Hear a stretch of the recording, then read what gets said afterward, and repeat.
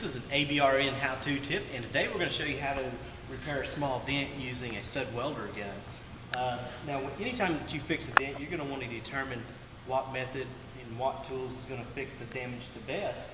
And obviously on this one, we can get to both sides of the panel, hammer and dolly may work.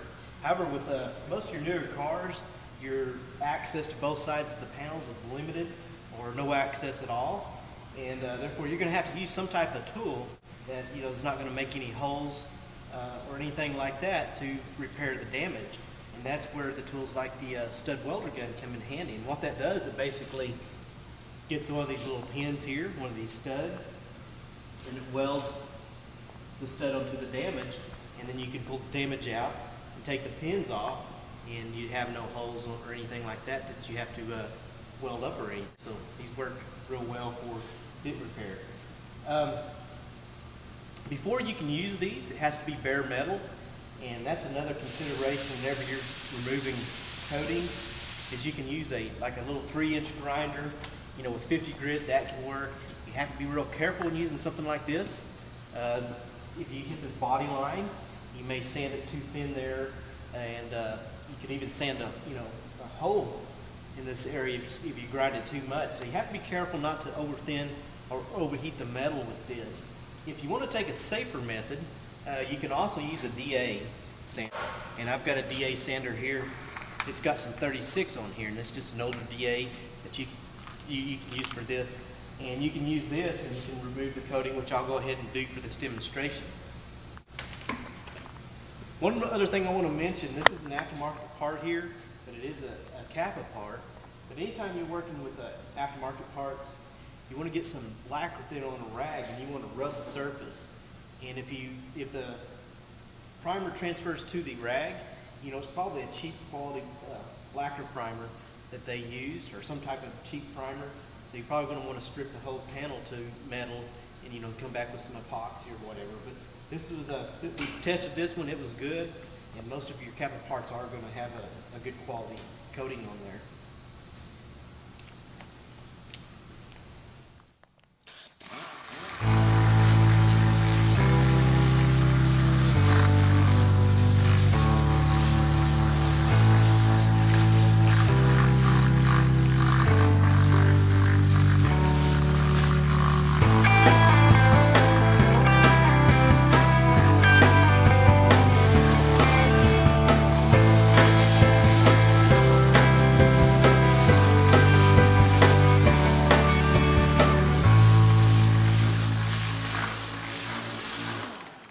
Now I took the coating off with minimal metal, removing minimal metal. However, there's a little spot in there. I'm going to get that with the grinder to help get that out. Just as little grinding as possible.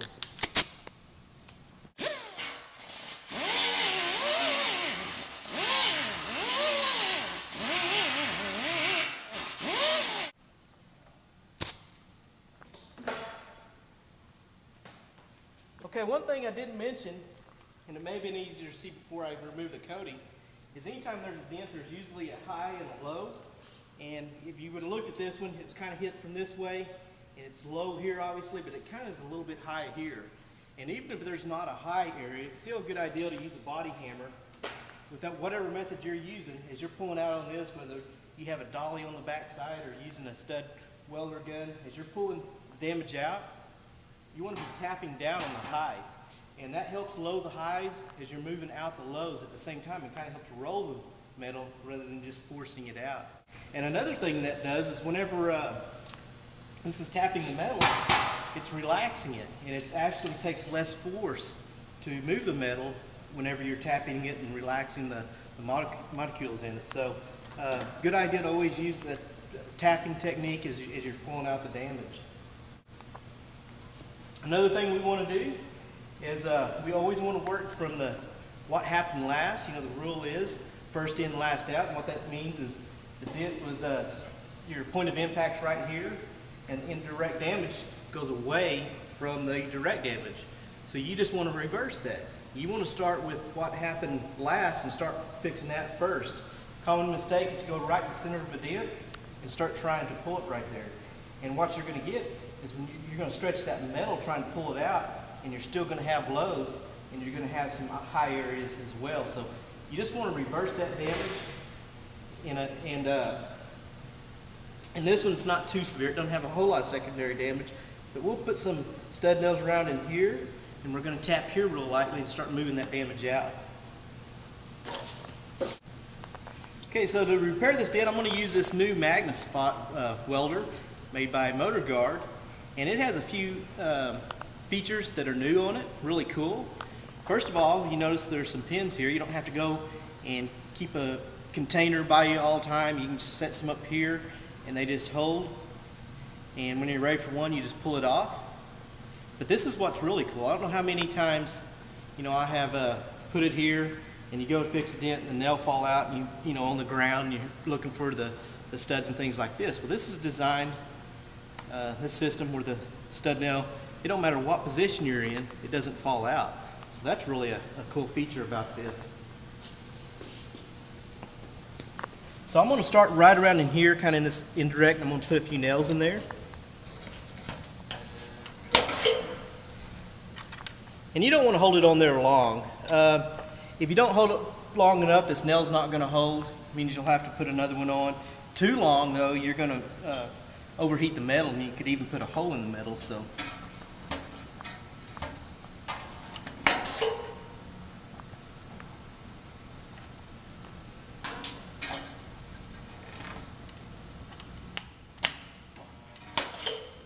It's always important. You saw that spark just a little bit.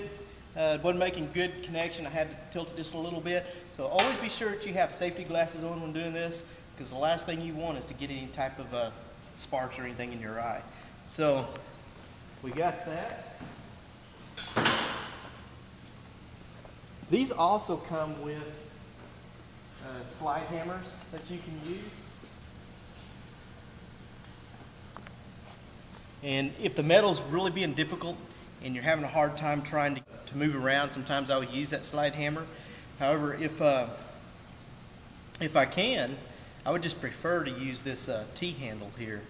And if this can get the damage out, this means that you're not using too much force. Sometimes that slide hammer, if you just try to start popping on it, you're going to stretch this metal.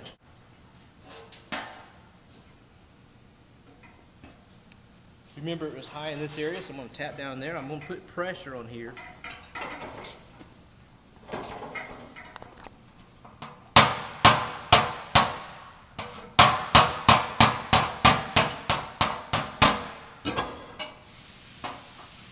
It's a little bit harder repairing them off a car like this because they move around. They're not. And notice I'm going to kind of roll this metal. I'm kind of hammering it in towards the low area, just so it'll kind of move the metal towards that area.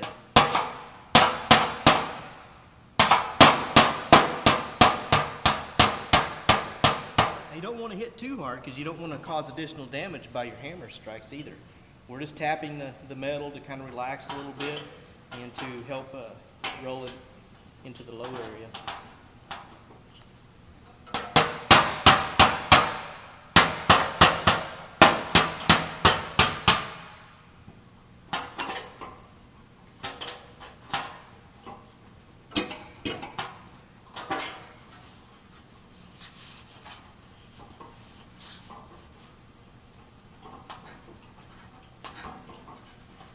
All those outsides came out good, but now we still have a low area right there in the center, and we're going to do that last.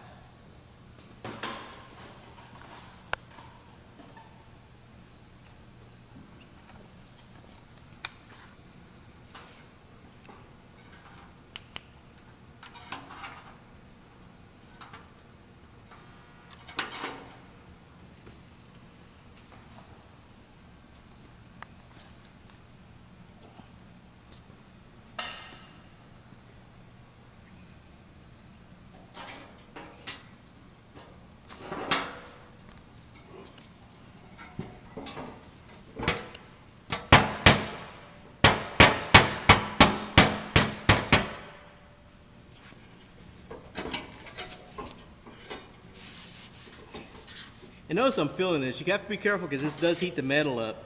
You don't want to put your hand on there just immediately after you put the stud nail on there because it can burn.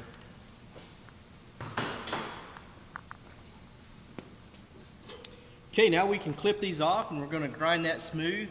It feels pretty good, but you know, it's hard to tell with those sticking on there, so we're going to grind the nails off and then see what it feels like if it's ready for body filler. Okay, we got some dikes here to cut this with, and sometimes if the nails wasn't on there very long, sometimes they'll pull off. Most of the times you're going to have to clip them and just grind the remaining part off. So that's what we're going to do here. And when we're grinding, you got to still keep in mind, you don't want to overheat this metal by grinding, and you don't want to grind too much. So as I'm grinding, notice how I'm going to kind of move from nail to nail and keep it moving and not stay in one spot too long. If you ever change the color of the metal, you've got that spot too hot. So keep the grinder moving around.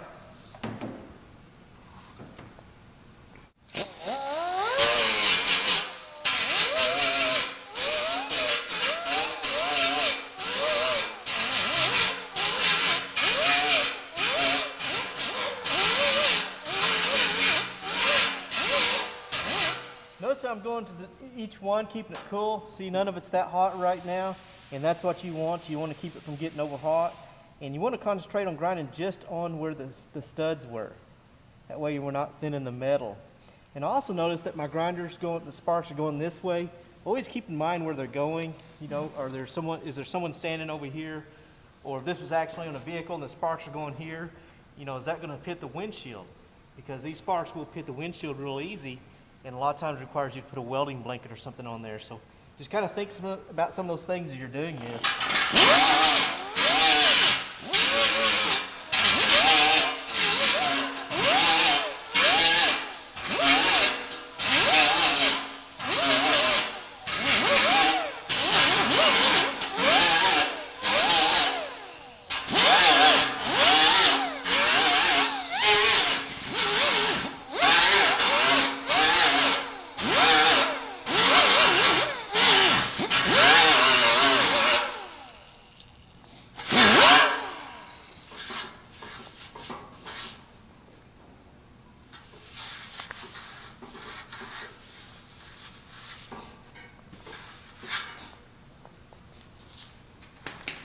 Okay, we're filling of it, and it feels good and level, and we've decided that it's ready for body filler.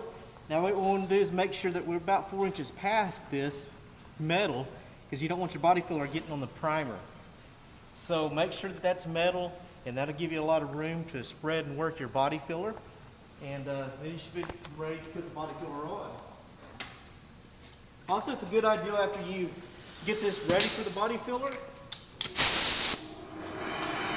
not to be touching it and stuff after that point, because you don't want to get the oils and stuff in your hands between the bare metal and the body filler. It might cause some adhesion problems.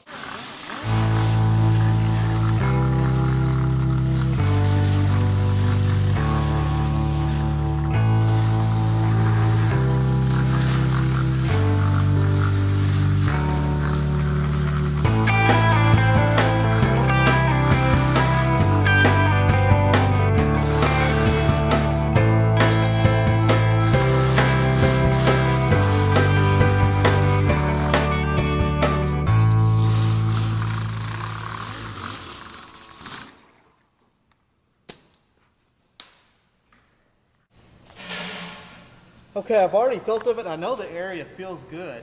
So there's, like I said, we just finished sanding it again. There's no need to go over it to make, fill it again. We'll blow it off with some compressed air, make sure it's good and clean, and then we can go ahead and apply some body filler and block that area out. From there, we can prime and block it, get the whole panel ready for paint, and go ahead and paint the panel. That pretty well wraps up how to use the stud gun and some of the new features with this Magna-Spot welder. And if you haven't tried it out, I suggest trying one because they come in pretty handy. It eliminates a lot of the problems of dropping pins and things like that we had in the past. That's it.